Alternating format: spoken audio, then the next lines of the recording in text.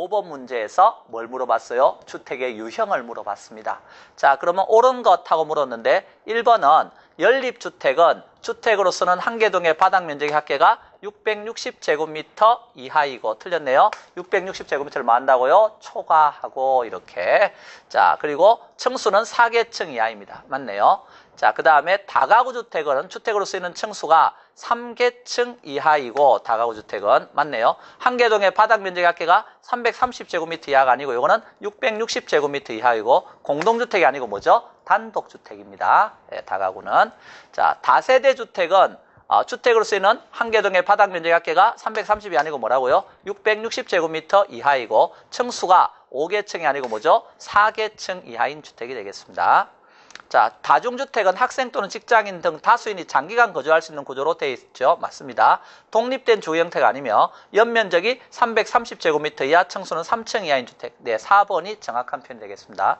자, 도시형 생활주택은 이것은 350세대가 아니고 300세대 미만의 국민주택 규모의 주택으로서 대통령령으로 정하는 주택입니다. 여기에는 단지형 연립주택과 단지형 다세대 원룸형 주택 등이 있습니다. 예, DMR은 맞네요. 350세대가 틀렸군요. 자, 그래서 이런 식으로 해서 주택에 관한 유형으로서 옳은 것하고 물었을 때 이것은 답은 4번이 되겠습니다. 자, 그러면 이제 기본적으로 뭐에 대해서 물었죠? 부동산이 뭐냐를 물어본 겁니다. 부동산이 뭐냐?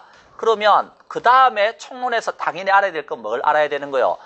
하나의 학문이 되려면 다른 학문과는 뭔가 어때요? 달라야 된다는 겁니다. 그 다르다 하는 게 어디에서 나온다는 거예요? 그게 부동산의 특성에서 나온다는 거예요. 자, 부동산의 특성에서 나오기 때문에 부동산의 특성이다 그러면 특별한 말이 없으면 그건 토지의 특성을 이야기하는 겁니다. 토지에는 원래부터 그래 하는 특성을 우리는 자연적 특성이라고 부르는 거예요. 원래부터 그래 이렇게. 자연적 특성은 원래부터 그런 것은 안 바뀌는 거예요. 불변의 특성입니다. 변하지 않는다는 거죠. 자, 예를 들어서 토지는 이동하지 않아요. 그걸 우리는 부동성이라고 씁니다. 토지는 공장에서 생산하는 거 아니에요. 그래서 비생산성이 있습니다. 그 말은 더 이상 증가하지 않으니까 부증성이라고 쓰고요. 토지는 소모되어서 없어지는 재 아니죠. 그래서 영속하기 때문에 영속성이라고 씁니다. 토지는 동질적인 거 없어요. 그래서 다 뭐가 있어요? 개별성이 있다 하는 겁니다. 토지는 서로 붙어 있어요. 인접성이 있다 하는 겁니다. 자, 이런 특성을 원래부터 그래야 하는 자연적 특성이라 그래요. 그럼 여기서 파생되는 특징들이 쭉 나올 텐데요. 부동성이 있으면 안 움직이죠. 안 움직이기 때문에 가격이나 임료 이런 것이 다 지역마다 다 달라요. 그래서 부동산 시장은 국지적 시장이다 또는 지역 시장이다 이런 말을 씁니다. 지역 시장이니까 가격을 파악할 때 지역 요인이 가치에 어떠한 영향을 미치는가를 분석하는 지역 분석 이런 것을 하게 되는 겁니다. 자, 그리고 부동성이 있으면 안 움직이니까 사람이 현장에 가봐야 되죠. 임장활동 이런 말이 나오게 될 겁니다. 안 움직이면 주변 환경으로부터 영향을 받을 수밖에 없죠. 그래서 무슨 효과? 외부 효과 이런 말이 여기에서 또 등장합니다. 물론 유리한 영향을 받을 수도 있고 불리한 영향을 받을 수도 있겠죠. 외부 효과 이렇게. 자, 그래서 부동성 그러면 최소한 국지적 시장이다, 외부 효과다, 임장활동이다, 지역 분석이다 이런 말이 자연스럽게 나올 수 있어야 됩니다. 자, 부증성 그러면 더 이상 증가하지 않는다. 더 이상 증가하지 않는 것은요. 자, 양을 더 이상 늘릴 수 없죠. 그래서 아무리 많은 생산비를 투입하더라도 양을 늘릴 수가 없다 하는 것입니다. 그래서 이것을 표현할 때 토지의 물리적 공급 곡선은 어떻게 생겼다? 수직이다 이렇게 표현하는 거예요. 수직이다 이 말은 절대량을 늘릴 수 없다 이런 뜻이 되겠습니다. 그래서 가격에 대해서 완전 비탄력이다 이렇게 말하는 것이고요. 더 이상 증가하지 않는 것은 희소하죠. 희소하면요. 희소한 토지는 최유효 이용해야 됩니다. 최유효 이용하기 위해서 도시 토지 같은 경우 건물이 위로 올라갑니다. 이런 이용을 무슨 이용? 집약적 이용이다 이렇게 표현하는 거죠. 더 이상 증가하지 않는 건 희소하면요. 당연히 어때요? 이제 내 땅 쓰려면 돈 내놔 해서 지대 이런 게 또 발생하게 되겠네요. 지대. 자, 영속성이다 그러면 영속한다는 뜻입니다. 영속한다는 것은 자, 안 없어지는 거니까 물리적 측면에 감가가 생기지 않습니다. 그래서 회계 목적에 감가, 상각 이런 것이 적용되지 않는다 하는 것을 알아두셔야 되겠습니다. 영속하면 소유의 이익하고 이용의 이익이 구별됩니다.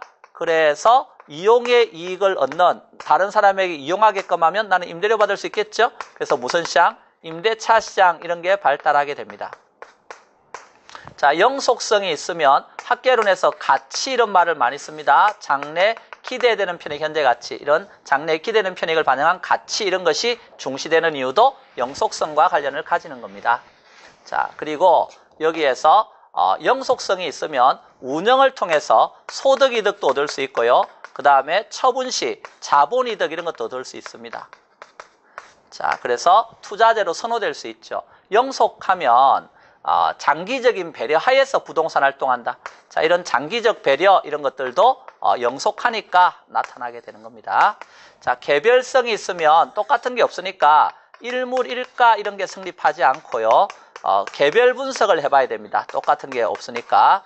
그리고 가격이나 임료가 다 개별적으로 형성이 됩니다. 그리고 비교 방식을 적용하기가 곤란할 수가 있죠. 왜? 거래 사례 비교법 쓸 때 똑같은 게 없으니까 표준지 선정하기가 역시 어려울 수가 있습니다. 개별성의 다른 말이 뭐죠? 비대체성입니다. 그래서 물리적 측면에 대체가 용이하다, 어렵다, 곤란하다 하는 겁니다. 똑같은 게 없으니까. 인접성, 붙어 있는 것은 안 움직이니까 붙어 있습니다. 그래서 부동성에서 파생돼서 인접성에서는 지역 분석, 부동성에 썼던 용어, 외부효과 이런 말 그대로 여기도 쓸 수가 있게 되는 겁니다. 자, 그래서 이런 것이고 자연적 특성 말고 무슨 특성도 있죠? 인문적 특성도 있습니다. 그 인문적 특성에는 이제 용도의 다양성이라든가 병합 분할의 가능성, 그리고 어떤 것들이 있느냐 하면 사회적, 경제적, 행정적 위치의 가변성 이런 것이 있습니다. 절대적 위치는 안 바뀌지만 상대적 위치는 바뀌죠. 공원이 들어왔다. 그럼 어떤 일이 생겨요? 사회적 환경이 좋아지는 거예요. 그럼 사회적 위치가 바뀌겠죠. 예, 그런 것입니다. 자, 그러면 여기에서 이제 관련된 문제들을 한번 보죠. 자, 먼저 6번 한국 표준산업 분류에서 부동산업에 해당하지 않는 것 하는 것은 우리가 부동산업에서는 분류를 할 때 크게 부동산 임대 및 공급업하고 부동산 관련 서비스업으로 나누죠. 그 임대 및 공급업은 다시 이제 부동산 임대업이 있고 부동산 개발 및 공급업이 있죠. 그 임대업에는 다시 주거용 부동산, 비주거용 부동산, 기타 부동산의 임대업이 있게 되고요. 개발 및 공급업도 주거용 이제 건물 그리고 비주거용 그 다음에 기타 건물의 개발 및 공급업이 있게 되는 거예요. 그리고 부동산 관련 서비스업에는 뭐가 있죠? 대표적으로 부동산 서비스업은 자격증이 있어야 되겠죠. 그래서 관리업이 있게 되고요. 또 이제 중개 및 감정평가업이 있게 되죠. 자, 그리고 관리업은 다시 주거용, 비주거용 이렇게 나눌 수 있겠죠.